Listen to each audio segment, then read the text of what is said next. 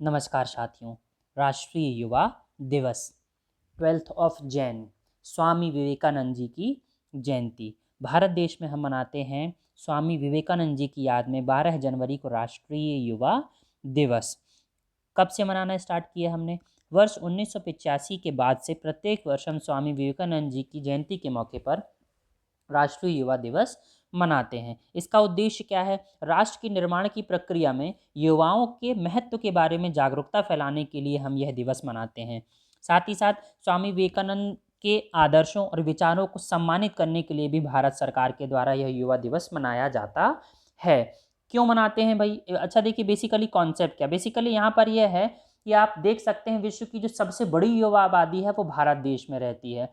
और अगर कोई परिवर्तन का घोतक है, अगर कोई समाज में परिवर्तन कर सकता है, क्रांतिकारी परिवर्तन कर सकता है, उसे ऊपर उठा सकता है, विश्व को बदल सकता है, तो वो सिर्फ और सिर्फ युवा ही कर सकते हैं। इसीलिए उन्होंने हमेशा ही युवाओं की क्षमता का दोहन करने पर यहाँ पर ध्यान दिया था और शिक्षा और शांति के हथियार से दुनिया को जीतने की प्रेरणा इन्होंने युवाओं को दी थी, ताकि राष्ट्र का निर्माण भी हो सके। स्वामी विवेकानंद जी को वेदांत के विख्यात और प्रभावशाली आध्यात्मिक गुरु के तौर पर भी यहाँ पर न सिर्फ भारत देश बल्कि पूरा का पूरा विश्व जानता है। आप देखिए, कुछ फैक्चुअल कंडीशन देख लीजिए जो आपके कॉम्पिटिटिव एग्जाम के लिए महत्वपूर्ण है। इनका जन्म 12 जनवरी सन 1863 को हुआ था, कलकत्ता में हुआ था, और इनकी मृत्यु 4 जुलाई सन 1902 को वेल्लूर मठ में हुई थी, जो कि पश्चिम बंगाल में पड़ता है। अब 4 जुलाई कैसे याद करेंगे? देखिए, 4 जुलाई के दिन होता है अमेरिका का इंडिपेंडेंस डे।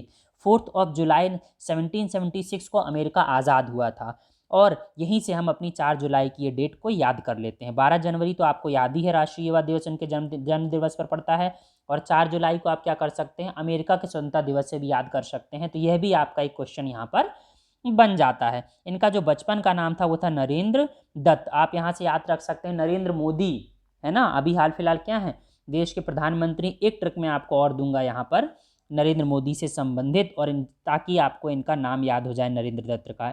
शिक्षा की बात करते हैं, सन 1881 में ललित कला की परीक्षा इन्होंने उत्तीर्ण की थी। सन 1884 में स्नातक में इन्होंने कला की उपाधि प्राप्त करी। इसके अलावा पश्चिमी दर्शन और यूरोपीय इतिहास का अध्ययन जनरल असेंबली इंस्टीट्यूशन, वर्तमान में से स्कॉटिश चर्च कॉलेज भी कहा जाता है, इसे इन्होंने प्राप्त की थी। इनके जो गुरुजी थे उनका नाम था रामकृष्ण परमहंस। बहुत लोकप्रिय इनका कथन था जो आज भी दुनिया जानती है कि उठो जागो और तब तक नहीं रुको जब तक कि लक्ष्य की प्राप्ति तुम्हें ना हो जाए। यही लक्ष्य है जिसे पाकर आप पूरी दुनिया को क्या कर सकते हैं?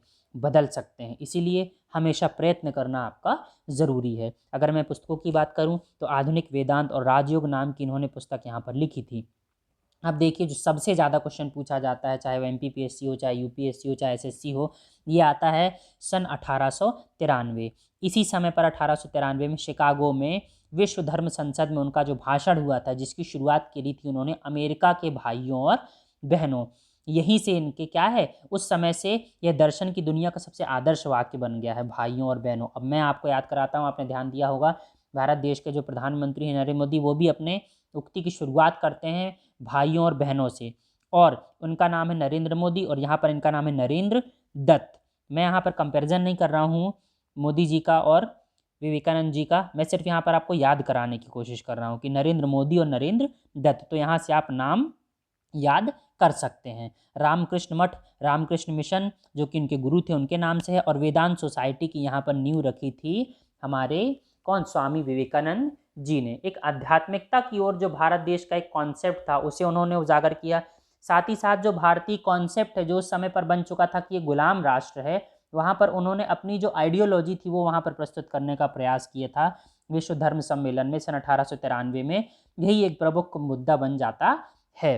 1863 में जन्म है और 1893 में यहाँ पर उनका भाषण है। यहाँ से भी आप 3 से इसे याद कर सकते हैं।